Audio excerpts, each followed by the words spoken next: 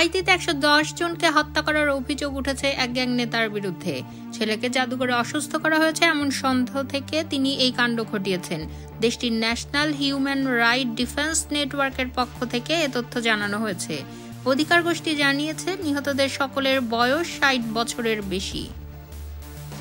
তার সন্তান অসুস্থ হওয়ার পরে অভিযুক্ত ওই গ্যাং নেতা মোনেল মিকানো ফেলিক্স গণহত্যার আদেশ দিয়েছিলেন। National human right defence network জানায়, ছেলে অসুস্থ হওয়ার পরে থেকে প্রথমে তিনি একজন পুরোহিতের কাছে গিয়েছিলেন। ওই পুরোহিত তাকে জানান তার ছেলেকে জাদু করা হয়েছে এবং ঘটনার জন্য এলাকার বয়স্ক ব্যক্তিদের অভিযুক্ত করেন।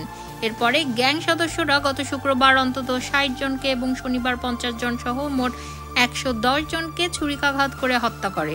গত সপ্তাহের শেষে হাইতির রাজধানী পোর্ট অফ প্রিন্সেস সিতিসুলেই নামে এক বস্তিতে এই হত্যাকাণ্ড চালানো হয়। ঘনবসতিপূর্ণ বস্তিটি হাইতির সবচেয়ে দরিদ্র এবং সবচেয়ে সহিংস এলাকাগুলোর মধ্যে একটি। মোবাইল ফোন ব্যবহার নিষেধাজ্ঞা সহ কঠোর গ্যাং নিয়ন্ত্রণের কারণে এই গণহত্যা সবার সামনে আসেনি। ফেলিক্স ওয়ার্ফ জেরেমি গ্যাংয়ের প্রধান ছিলেন। 2022 সালে প্রতিবেশী ডোমিনিকান প্রজাতন্ত্র তার প্রবেশে নিষেধাজ্ঞা দেয়।